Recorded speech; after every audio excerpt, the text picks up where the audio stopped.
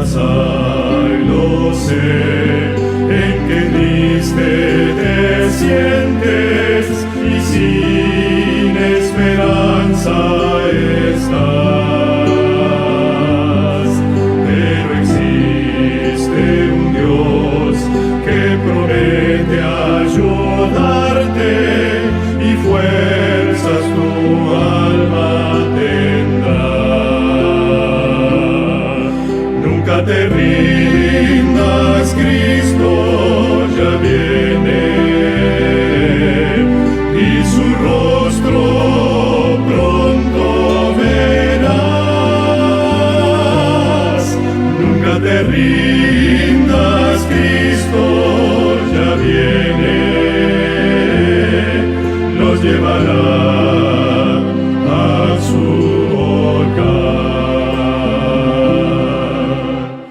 Este mundo cruel no será para siempre, el mal pronto terminará. Y mi fe en Jesús cada día es más fuerte, pues sé que Jesús volverá. Nunca te rindas, Cristo ya viene, y su rostro pronto verás. Nunca te rindas, Cristo ya viene,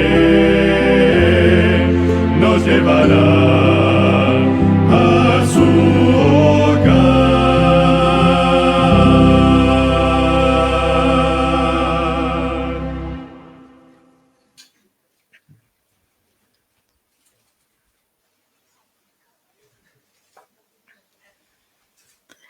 Amén, amén. Gloria a Dios. Agradecidos a nuestro Señor por la oportunidad que nos da de poder congregarnos en su nombre. Aquí le damos la bienvenida a todos los hermanos que nos acompañan en este día, 4 de octubre del 2025, a través de estos medios, en el Ministerio de Fuerte Clamor. Le damos la bienvenida a todos, ¿verdad? Por estar aquí, por acompañarnos por estos medios. Así es que agradecidos, ¿verdad? Tenemos que estar agradecidos día tras día, sábado tras sábado, por la oportunidad, ¿verdad?, que el Señor nos da para poder así hacerlo.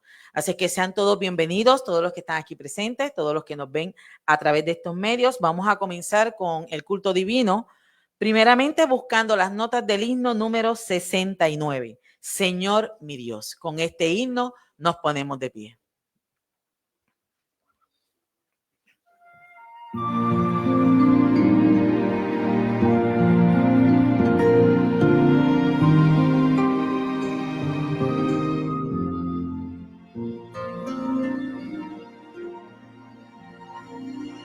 Señor mi Dios, al contemplar los cielos y astros mil girando en derredor, y al oírte en retumbantes truenos, y al contemplar el sol en su esplendor, te amo y proclamo por tu gran poder, cuán grande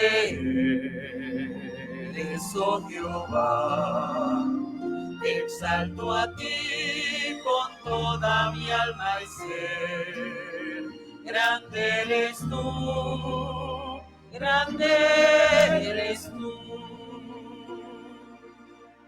Al contemplar arroyos y florestas, los pajarillos oigo en su cantar, y alrededor percibo mil bellezas, y brisa suave viene a refrescar.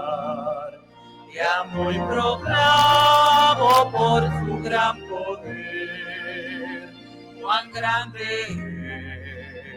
eres, oh Jehová.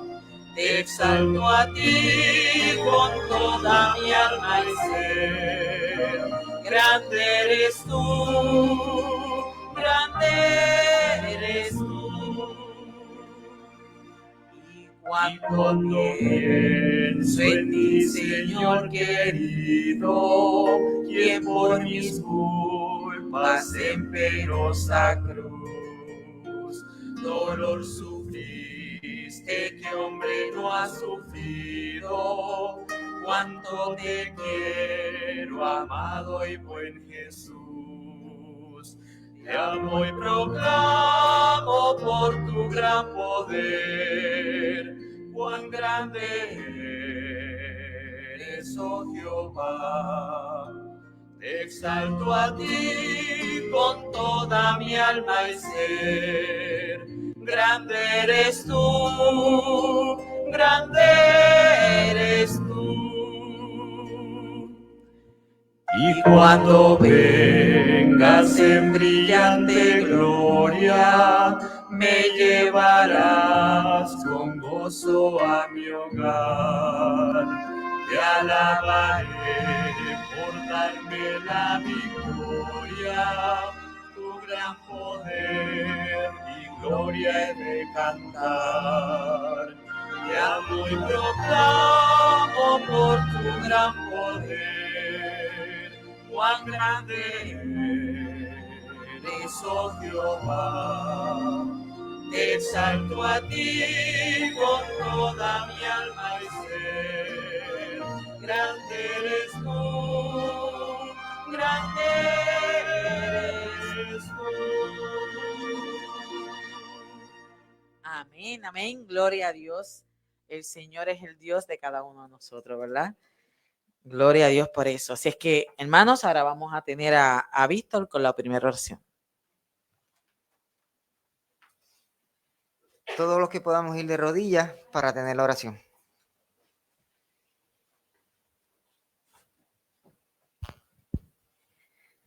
Padre Celestial, le damos gracias por este precioso sábado. Gracias, Señor, porque ha llegado la hora de esparcir el maná sobre tu pueblo. Pedimos una bendición muy especial por todos los hermanos que han de oír este mensaje. Por el que va a poner su palabra. Que usted le dé palabras de vida para vida. Que nuestros corazones estén aptos y disponibles para recibir la verdad. Padre, deseamos que usted nos santifique en su santo sábado. Que desde lo alto, mi Señor, tengas misericordia con cada uno de nosotros.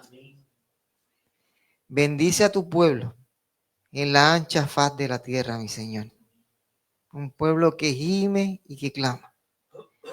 Gracias, Señor, por su amor. Ahora prepáranos para recibir el mensaje. En el nombre poderoso de su Hijo Jesús lo pedimos todos, Señor. Amén.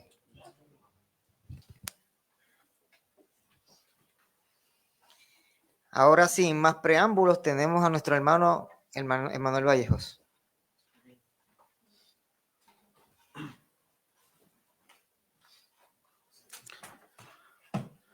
Saludos hermanos, bendiciones para todos, que tengan feliz sábado. Una alegría poder compartir nuevamente el día de hoy la palabra del Señor. Y vamos a estudiar, vamos a repasar más bien para los que estamos aquí, un tema que es conocido para todos nosotros, pero que a mí me gusta siempre plantear los temas de diferentes maneras. Y ahora voy a explicar por qué. Si quieren pueden ir abriendo el libro de Apocalipsis, que es el libro en el cual nos vamos a centrar en esta mañana. Y este mensaje, mis hermanos, va dirigido a cada uno de nosotros porque, por más que es un tema conocido para mí, a mí me gusta repasarlo y estudiarlo, pero en especial va dirigido para la gente de allá afuera, para el mundo. Y yo me hago eco de las palabras que siempre dice Carlitos cuando ora. Siempre que lo llaman a orar, él dice que este tema recorra toda la tierra. Y yo nunca estoy pensando en eso, pero tenemos que orar por eso. Tenemos que pedirle al Señor. Él tiene los medios para hacer que este tema recorra toda la tierra. Hoy vamos a hablar acerca de la ley de Dios, de la importancia que tiene la ley de Dios. Y yo nunca estoy pendiente a esto de cuántas personas nos escuchan, si nos escuchan 2 o 3 o 100, no importa. Siempre digo, gloria a Dios que hay una persona que escucha, pero sí es el deseo de mi corazón que este tema lo conozca la mayor cantidad de personas, ¿sí? Así que todos aquellos que nos ven por redes sociales después puedan compartir este tema, sería de gran bendición.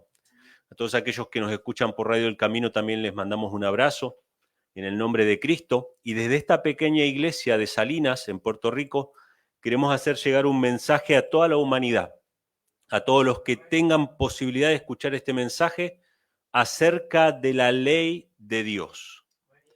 La tesis que vamos a presentar hoy es muy sencilla, es muy fácil. La ley es el centro del conflicto entre el bien y el mal. La obediencia a la ley es el bien, la desobediencia a la ley es el mal. Si ustedes entienden eso, no van a ser engañados jamás. Y si alguien viene con algo diferente a eso, tengan por seguro que es un engaño. Tengan por seguro que son vanas filosofías y huecas sutilezas que son presentadas para engañar al mundo.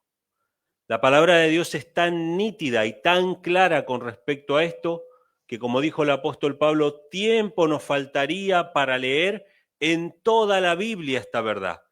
Y en esta mañana solamente nos vamos a centrar en un libro de la Biblia, que es el libro de Apocalipsis.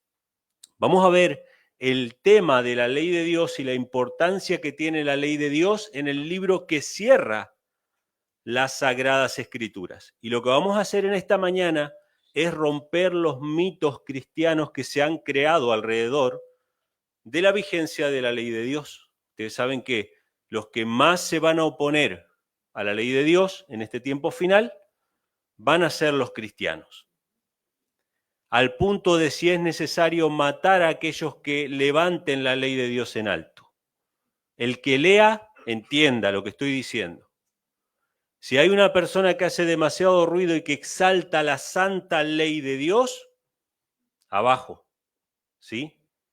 Entonces, este tema es sumamente importante. Hermanos, vamos a ir a nuestro primer texto. Lo que vamos a leer en esta mañana son 4 textos básicamente, sí, son 4 o 5 textos básicamente, que nos hablan acerca de la ley de Dios en el último libro de la Biblia. Y el primer texto está en Apocalipsis capítulo 11, versículos 15 en adelante. Uno de los grandes mitos del cristianismo es que la ley de Dios era para los israelitas o los hijos de Israel que vivían antes de Cristo. Pero después de Cristo la ley de Dios no tiene importancia.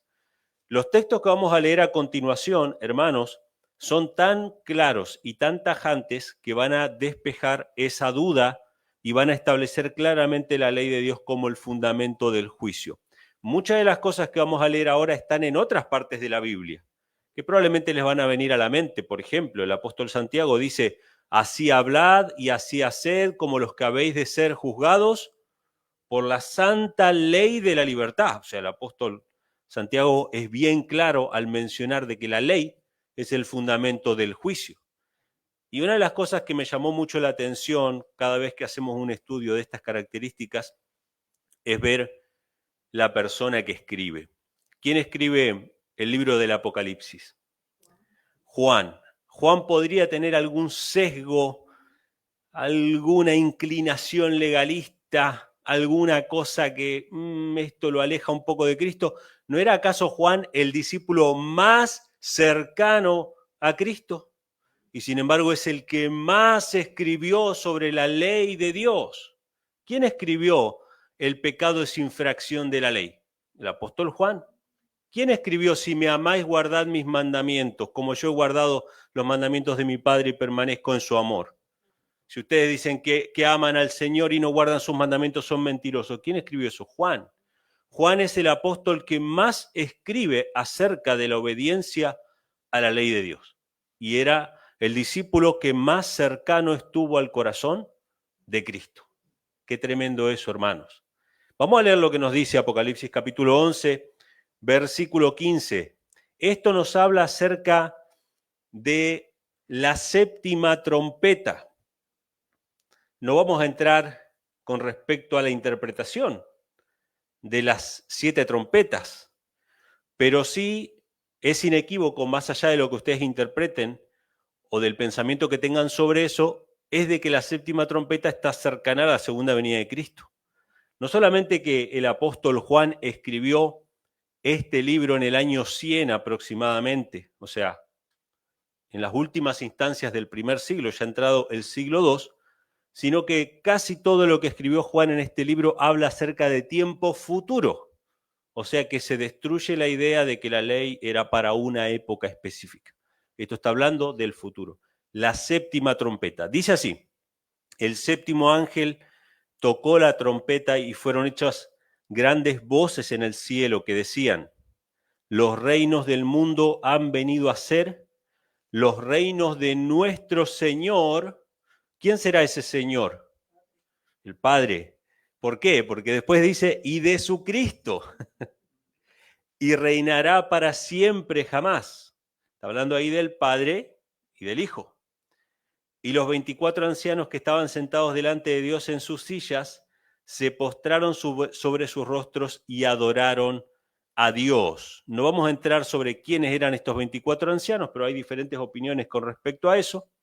Pero dice, diciendo, te damos gracias, Señor Dios Todopoderoso, que eres, que eras y que has de venir, porque has tomado tu grande potencia y has reinado, y se han airado las naciones, y tu ira es venida, y el tiempo de los muertos para que sean juzgados, y para que des el galardón a tus siervos los profetas, y a los santos, y a los que temen tu nombre, a los pequeñitos, a los grandes, y para que destruyas a los que destruyen la tierra. Fíjense, hermanos, ¿está hablando de un juicio? Claro que sí, está hablando de una retribución. Y fíjense qué interesante, un detalle que quiero mencionar simplemente. Dice que Él le va a dar el galardón a 3 categorías de personas. Está muy interesante eso. A tus siervos los profetas, a los santos y a los que temen tu nombre. Ustedes saben que cuando ustedes estudian en la Biblia estas 3 expresiones, se refiere a 3 categorías de salvados, de redimidos, porque después habla de que va a destruir a los que destruyen la tierra. ¿Quiénes destruyen la tierra? Los que violan la ley de Dios, porque la tierra se destruye por causa, se corrompe por causa de la violación de la ley de Dios. Ahí está hablando de los impíos. Entonces estas son 3 categorías de salvados. Y este tema cuando lo estudié, no lo voy a extenderme ahora, pero cuando lo estudié me ayudó a ser más comprensivo con las personas. Porque hay 3 categorías de salvados. Hay unos que son sus siervos, los profetas, que son los que están en el frente de la batalla, conocen el mensaje, saben cuál es su misión, etcétera, etcétera, y son ministros del Señor. Y están predicando la palabra del Señor, profetizando a tiempo y fuera de tiempo. Son los siervos que están en el frente de la batalla.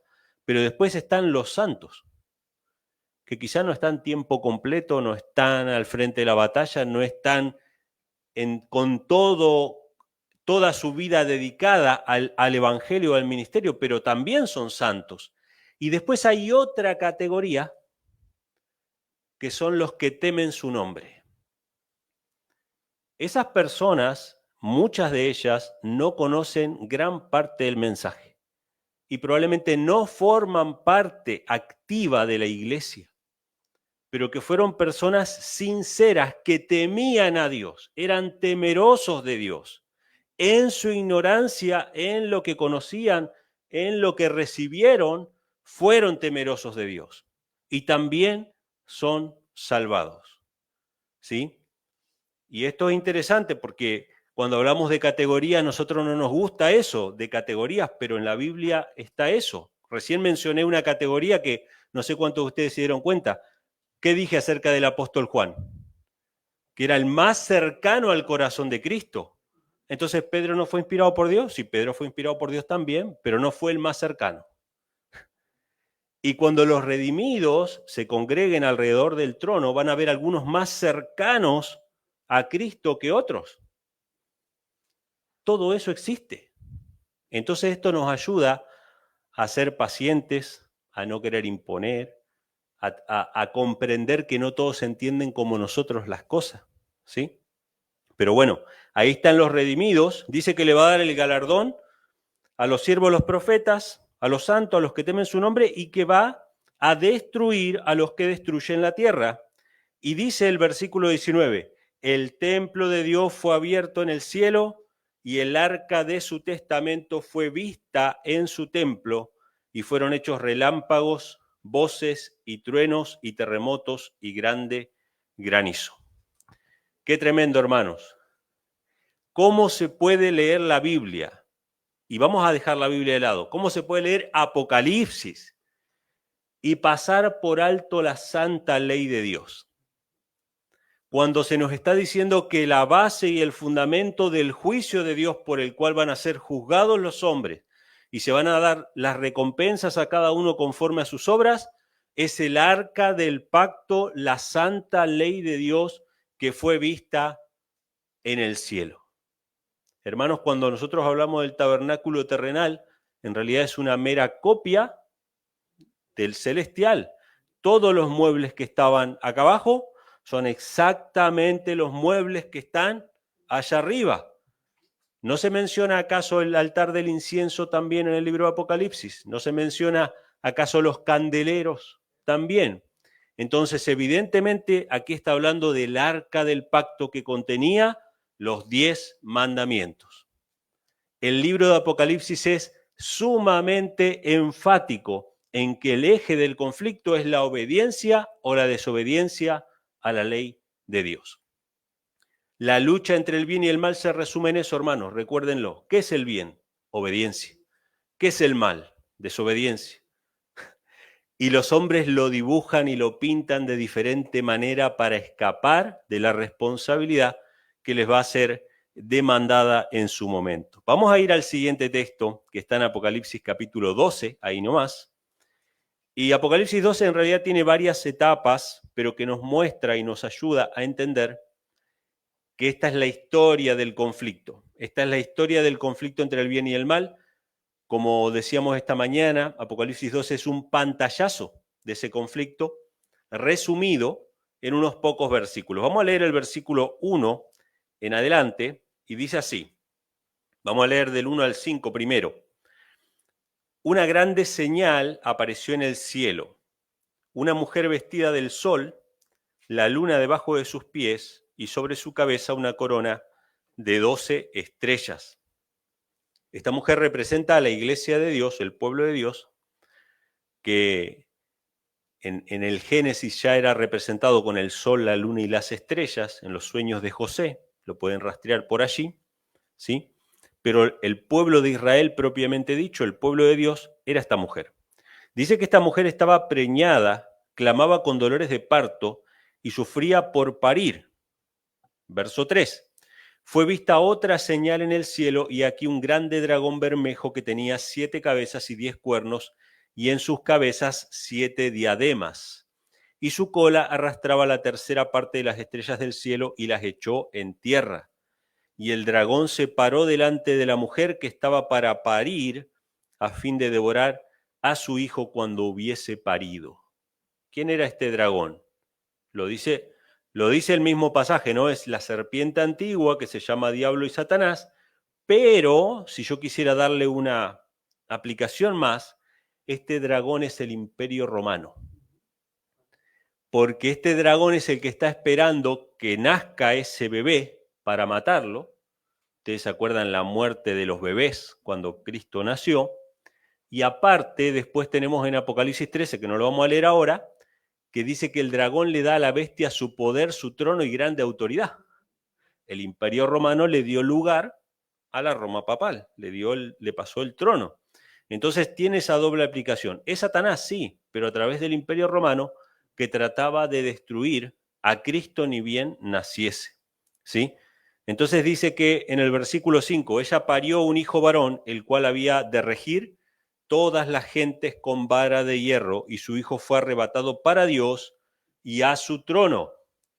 ¿Quién era este hijo? Cristo Jesús, el que iba a regir a todas las naciones con vara de hierro. Lo leímos esta mañana en la escuela sabática, ¿verdad? ¿Qué significaba regir todas las naciones con vara de hierro? ¿Se acuerdan?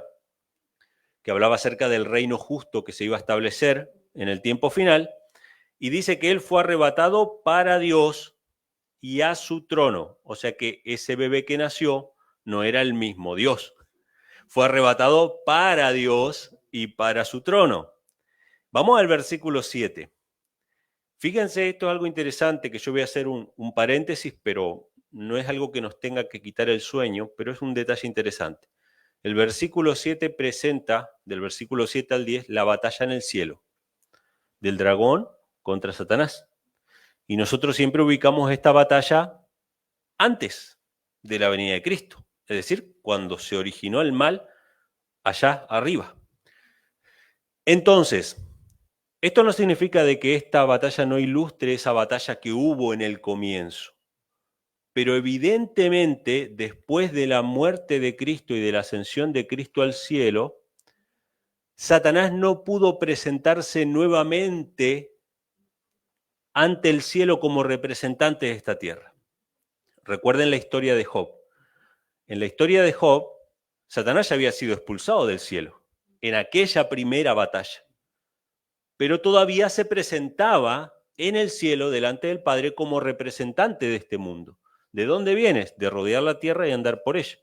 Y así como los otros hijos de Dios eran representantes de otros mundos no caídos, Satanás tenía la desvergüenza de presentarse todavía delante del Padre.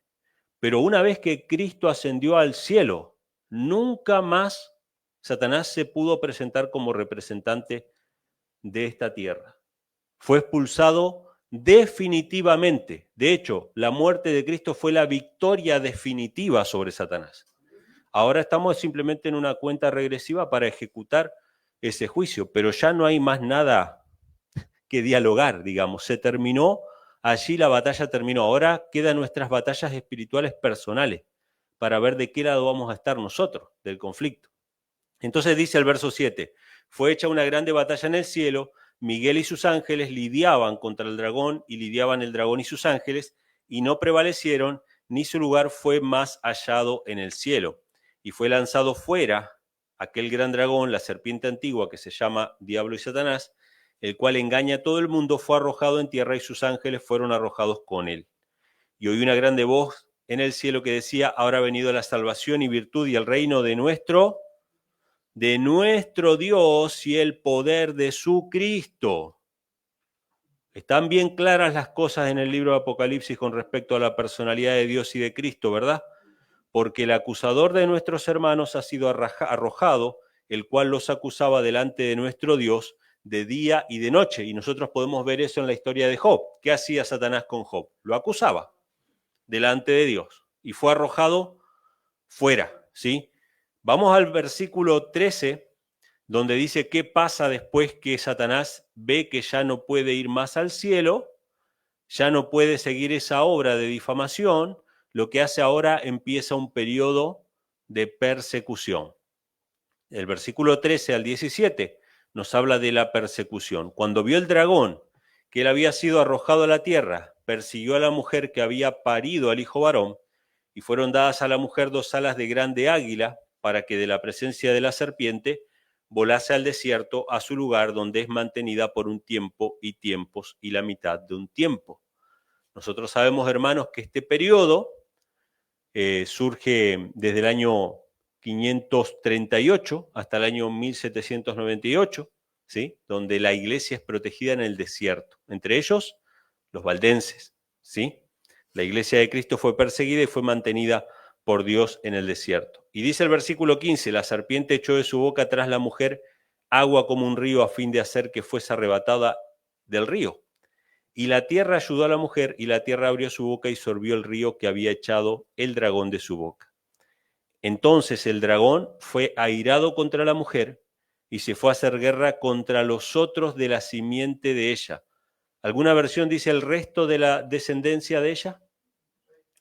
La palabra resto es remanente, ¿sí? Contra el remanente, contra el residuo, el resto de la descendencia de ella, los cuales guardan los mandamientos de Dios y tienen el testimonio de Jesucristo. Hermanos, cuando nosotros vemos Apocalipsis 12, nadie puede negar que ese hijo varón era Cristo. Nadie puede negar que esas persecuciones de las que habla del dragón contra la mujer fueron después de Cristo, no antes de Cristo, porque eso fue después de la batalla en el cielo, cuando Satanás es arrojado a la tierra y se pone a perseguir a la mujer que había dado a luz al hijo varón. O sea que esas son persecuciones después de Cristo. Y nadie puede negar que ese remanente son los descendientes de esa mujer que fue perseguida en el desierto, la iglesia en el desierto. O sea que el apóstol Juan está hablando del futuro, está hablando del tiempo final. Y las características de la iglesia en el tiempo final son dos, no hay más. Guardan los mandamientos de Dios y tienen el testimonio de Jesucristo. No hay más características. Dios va a juzgar la tierra con el fundamento de la ley de Dios. El pueblo de Dios tiene una característica, guarda los mandamientos de Dios. ¿Cómo puede ser que el mundo cristiano esté con una venda puesta en los ojos sobre los mandamientos de Dios cuando es el centro del libro del Apocalipsis? ¿Sí? Vamos a ir a otro texto. Ahí nomás, Apocalipsis 14, versículo 9. Este es el mensaje del tercer ángel, hermanos. Y fíjense qué interesante, ¿no? Apocalipsis capítulo 13. Ahora vamos a leer 14 del 9 al 12, ¿sí? Interesante que Apocalipsis 13 nos habla de la primera bestia, nos habla de la segunda bestia, nos habla de la marca, de que no podían comprar ni vender los que no tuvieran la marca en su frente o en su mano. Pero es Apocalipsis 14 el que deja bien claro qué significa tener el sello de Dios y qué significa tener la marca de la bestia. Vuelvo a la primera premisa. El bien es obediencia, el mal es desobediencia. Ya está. Pero lo vamos a leer para que esté bien fundamentado en la palabra de Dios. Apocalipsis 14, que es el mensaje del tercer ángel, haciendo referencia a la marca de la bestia, nos dice que esto tiene que ver con la obediencia a la santa ley de Dios. Dice Apocalipsis 14, 9, el tercer ángel le siguió diciendo en alta voz, si alguno adora a la bestia a su imagen y toma la señal en su frente o en su mano, este también beberá del vino de la ira de Dios, el cual está echado puro en el cáliz de su ira, y será atormentado con fuego y azufre delante de los santos ángeles y delante del Cordero. Hermanos, ¿qué significa que beberá del vino de la ira de Dios, el cual está echado puro? ¿Qué significa puro? Sin mezcla de misericordia, porque se ha desatado la ira de Dios en muchas ocasiones, incluso en el tiempo final también se va a desatar la ira de Dios en diferentes ocasiones, pero con mezcla de misericordia, porque va a haber gente que se va a arrepentir por causa de esos cataclismos y cosas que van a suceder. Pero en el tiempo final, en la última instancia, dice que va a derramar su ira sin mezcla de misericordia porque el tiempo de gracia se va a haber terminado. Ya no va a haber oportunidad de arrepentimiento. Entonces dice el versículo 11, el humo del tormento de ellos sube para siempre jamás. Y los que adoran a la bestia de su imagen no tienen reposo de día ni de noche, cualquiera que tomare la señal de su nombre. Fíjense qué interesante, ¿no? Cómo se intercambian las palabras marca, señal. Esto también pasa con la palabra sello y señal en la Biblia.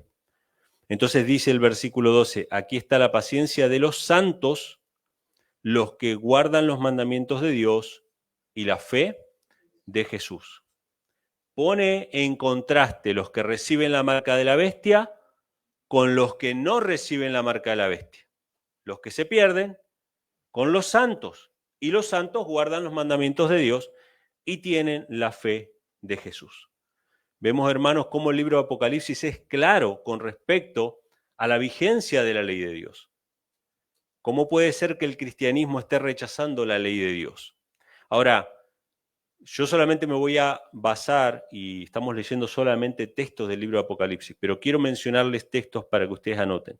Fíjense cómo lo dice esto Isaías 8:16. Este es texto para anotar. Ata el testimonio, sella la ley entre mis discípulos. ¿Qué habíamos leído en Apocalipsis 14, en Apocalipsis 12, 17? Guarda los mandamientos de Dios y tienen el testimonio de Jesucristo. Isaías 8, 16. Recuerden ese texto. Ata el testimonio y sella la ley entre mis discípulos. ¿Cuál es el sello de Dios? La obediencia a la ley. Y también menciona el testimonio, porque es el testimonio de Jesús. Si quieren recordar ese texto, para que les sea más fácil, recuerden que hay un texto de memoria que es Isaías 8:20, que dice a la ley y al testimonio, si no dice conforme a esto, es porque no les ha amanecido. Unos pocos versículos antes está este pasaje, donde dice directamente que la ley es el sello con el cual son sellados los discípulos de Dios. Y otro texto para anotar es Hebreos capítulo 8, versículo 10, que dice el apóstol Pablo que este es el nuevo pacto que va a hacer con la casa de Judá y con la casa de Israel. Pondré mis leyes en el alma de ellos y sobre el corazón de ellos las escribiré. ¿Cuál es el sello de Dios? Sin duda, la ley de Dios escrita en el corazón. Ata el testimonio, sella la ley entre mis discípulos, ¿sí? Los santos son los que guardan los mandamientos de Dios y tienen la fe de Jesús. Entonces vemos, hermanos, que el juicio es en base a la ley de Dios. El remanente son los que guardan la ley de Dios y los que no reciben la marca de la bestia son los que guardan la ley de Dios. Ahora vamos a ir a un último texto que se encuentra en el capítulo 22. Apocalipsis capítulo 22, versículo 11. Mientras ustedes van buscando, es algo interesante que Apocalipsis 14 y Apocalipsis 12, que menciona los mandamientos de Dios y la fe de Jesús, destruye un argumento que usan muchas veces los cristianos para eludir la ley de Dios. Dice, nosotros no tenemos que guardar los mandamientos de Dios, sino los mandamientos de Cristo. Y ellos dicen, los mandamientos de Cristo son amar a Dios y amar al prójimo. Él los cambió. Pero acá no dice los mandamientos de Cristo. En Apocalipsis dice mandamientos de Dios y fe de Jesús, ¿sí? Entonces ese argumento no tiene ningún sentido con estos pasajes. Vamos a Apocalipsis 22, versículo 11. Ahí vamos a encontrar, hermanos, la última bienaventuranza de la Biblia. ¿Cuántos de ustedes sabían que esta es la última bienaventuranza de la Biblia? Cuando hablamos de bienaventuranza, simplemente pensamos en Mateo, ¿sí? En el Sermón del Monte, bienaventurados los pobres de espíritu, etcétera, etcétera. Pero hay una bienaventuranza que es la última de todas, que lamentablemente fue cambiada en algunas Biblias. Vamos a ver qué Biblia le tocó a usted, si le tocó una Biblia buena o una cambiada. Vamos a ver cómo dice la bienaventuranza de usted.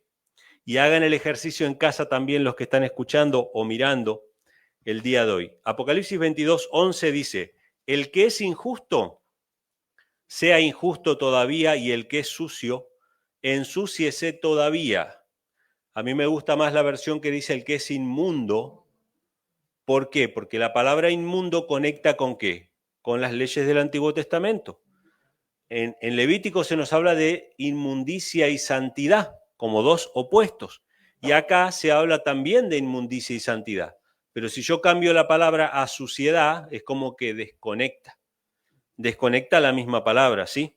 El que es injusto sea injusto todavía, el que es inmundo siga siendo inmundo, el que es justo sea todavía justificado y el santo sea santificado todavía. No sé si se dieron cuenta, pero las palabras tienen su antónimo o su contrario, digamos, ¿no? En lo contrario de justo, ¿qué es? Injusto. Y lo contrario de santo, inmundo. ¿Sí? Fíjense que ahí aparecen las dos palabras. El que es santo siga siendo santo, el que es inmundo siga siendo inmundo. Entonces, cuando vemos, por ejemplo, en la Biblia, hay un espíritu que es el Espíritu Santo y hay espíritus que son espíritus ¿qué? Inmundos, ¿sí? Y vemos las leyes del Antiguo Testamento, que hay leyes de inmundicia y de santidad. Muchas Biblias lo ponen así en el título, leyes de inmundicia y de santidad. Si usted quiere ser santo, no puede tocar lo inmundo. Pero si usted quiere andar en la inmundicia, no puede llamarse santo. O es apartado para el Señor o está en la inmundicia. No se puede las dos cosas a la vez. Y el mismo libro de Apocalipsis dice que Babilonia, la religión falsa, está llena de ¿qué? Pero dice algo, llena de toda ave inmunda y aborrecible. ¿Cómo es esto, hermanos cristianos? En la época de Juan, ¿las aves seguían siendo inmundas? Parece que sí. Porque dice que Babilonia estaba llena de ave inmunda y aborrecible. Pregunta que yo le hago a los cristianos. ¿Pueden los cristianos esperar tener el Espíritu Santo mientras coman cosas inmundas? ¿Podemos comer inmundo y esperar tener el Espíritu de santidad? ¿A dónde arrojó Cristo a Satanás y a sus demonios cuando los expulsó de los endemoniados? A los animales inmundos. Ojo con lo que comemos. Ojo con lo que comemos, porque no podemos pretender santidad tocando la inmundicia. ¿Sí? Entonces fíjense lo que dice. Esto es el fin del tiempo de gracia. El versículo 11 claramente es la terminación del tiempo de gracia. El que es inmundo se queda así. El que es santo se queda así. No hay vuelta atrás. Se cierra la puerta del arca, los destinos están sellados.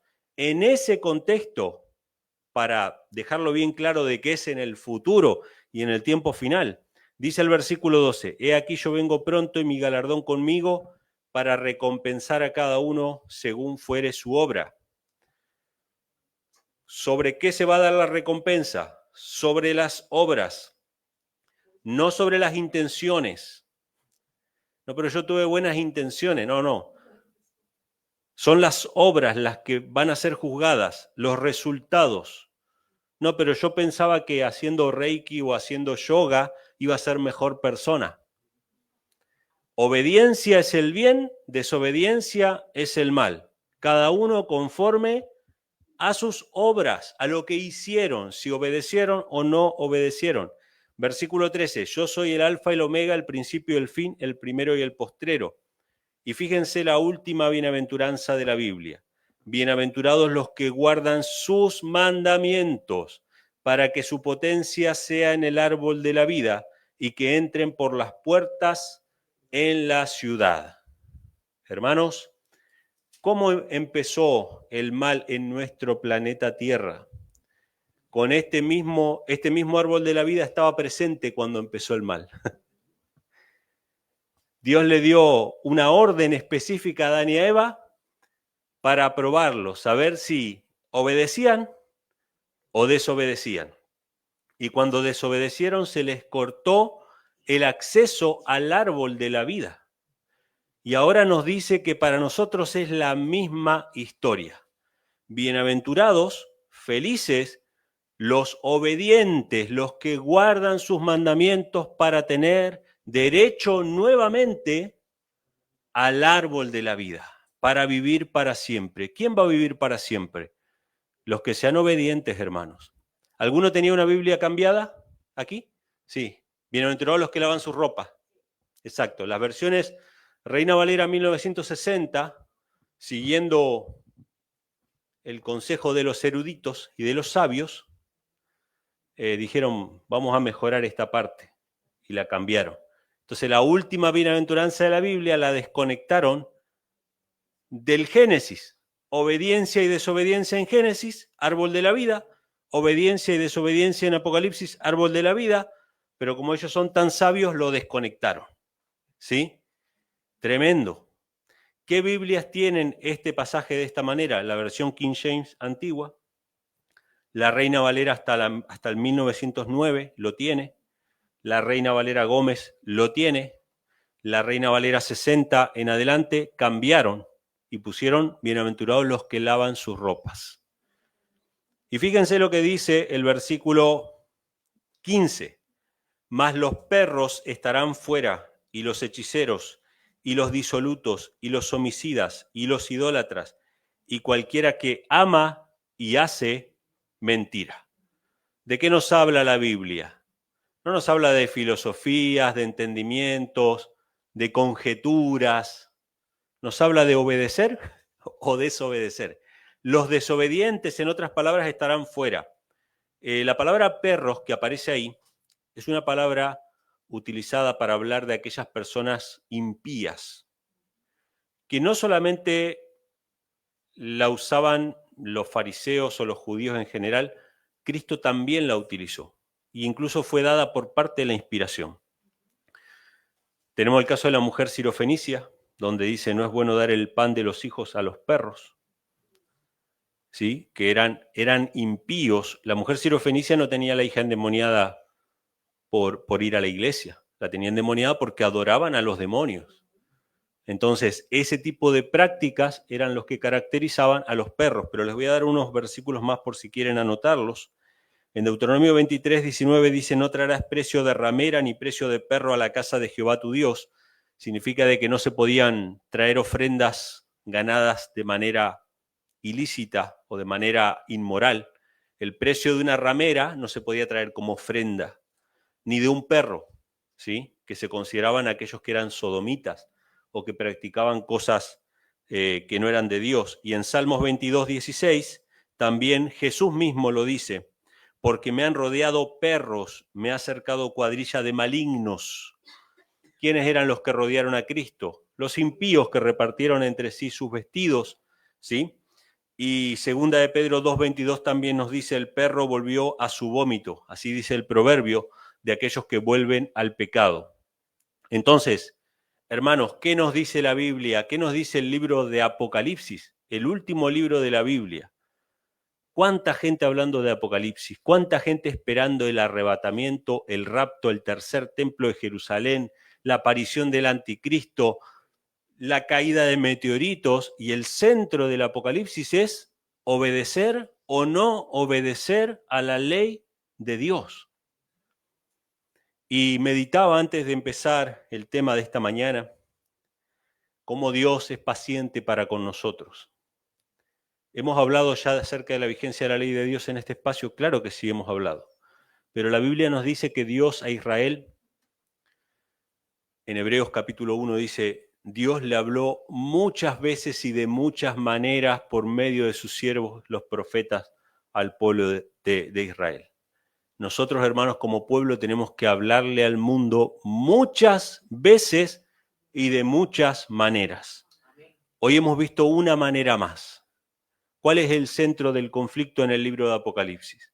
La santa ley de Dios. Primeramente, que Dios nos dé su espíritu para vivir en conformidad con la santa ley de Dios, porque yo les garantizo, hermanos, que nosotros no vamos a ser de los que temen su nombre. Nosotros vamos a ser los profetas y los santos. De nosotros se nos exige mucho más. Y que Dios nos utilice para dar este testimonio antes de la venida de Cristo para que otros puedan recibir también este mensaje. Que Dios les bendiga.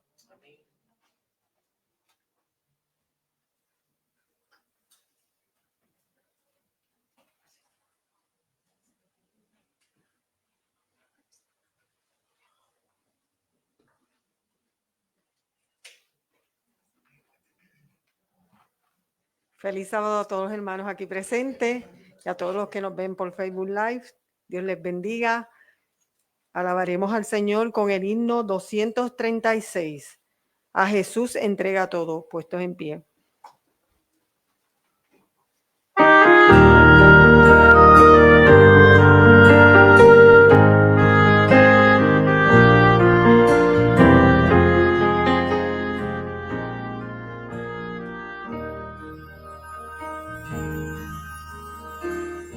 Has corrido tras un arco iris y ahora muy cansado estás. Toma todos esos sueños rotos y a los pies de Cristo ponlos ya. A Jesús, a Jesús, a Jesús entrega todo, sueños rotos y heridas del corazón. A Jesús, a Jesús, a Jesús entrega todo, y la tristeza en gozo cambiará. Él lo prometió sol todos los días. Sé que a veces viene la tormenta, pero nos ofrece un corazón nuevo, picante aún en medio del dolor. A Jesús, a Jesús,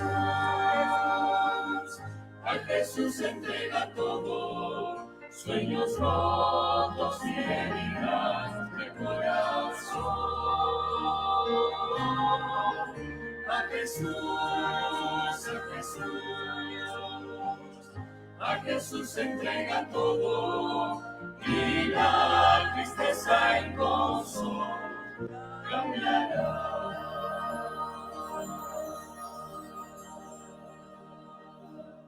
Amén. Ahora tendremos a nuestro hermano Gilberto por la oración.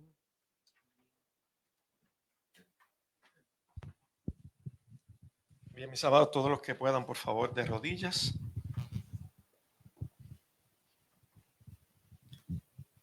Amado Dios, te alabamos, te glorificamos una vez más, te damos gracias.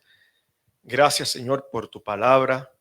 Gracias porque tu palabra es ese alimento que nos mantiene con vida, que nos llena de fe, de esperanza.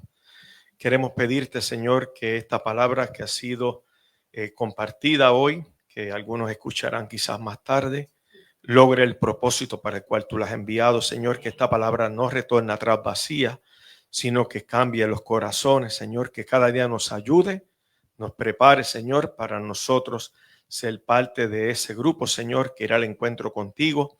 Queremos encontrarnos dentro de ese grupo, Señor, ¿verdad? Que podrán disfrutar la eternidad contigo.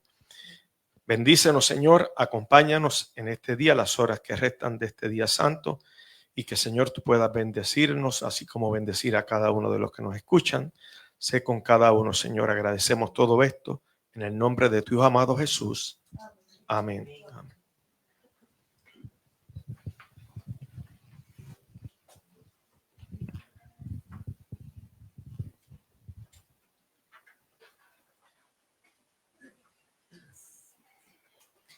Amén, amén. Gloria a Dios, gloria a nuestro Padre Celestial y su amado Hijo, ¿verdad? Por su santa palabra.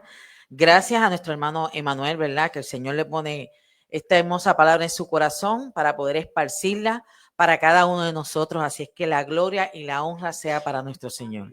Así es que, hermanos, damos por terminado el programa de hoy, el culto divino, todo lo que hicimos, ¿verdad? En esta hora. Pero no nos despedimos sin antes hacerle la invitación, hermanos. Hoy comenzamos un nuevo trimestre. Agradecidos al Señor por la oportunidad que nos ha dado de estos, me parece que son como 3 años ya, ¿verdad? 3 años con la escuela sabática de los pioneros. En esta vez va a ser la lección del Antiguo Testamento, la lección nueva. Así que agradecidos también a Emanuel, a Marisa, ¿verdad? Y a todos los hermanos que ponen su granito de arena para poder así poder hacer esta lección tan preciosa, ¿verdad? Así es que, hermanos, háganla, contesten esas preguntas. Quizás son temas que dicen, eso ya yo lo he visto antes, ya yo lo he estudiado antes, pero como siempre digo, siempre le vas a sacar, siempre le vas a ver algo nuevo. El Señor te va a iluminar en ese momento, te va a dar palabras nuevas y vas a ver las cosas de una manera diferente. Así es que hoy, desde las 5 de la tarde, a través del canal de nuestro hermano Emanuel Vallejos, que es El Conflicto Final, en YouTube, va a estar estudiando de manera en vivo, Víctor y Emanuel. Así es que, hermanos, están todos cordialmente invitados. Así es que tengan un feliz sábado para todos y un fuerte abrazo acá desde la Isla del Encanto, Puerto Rico. Saludos para todos.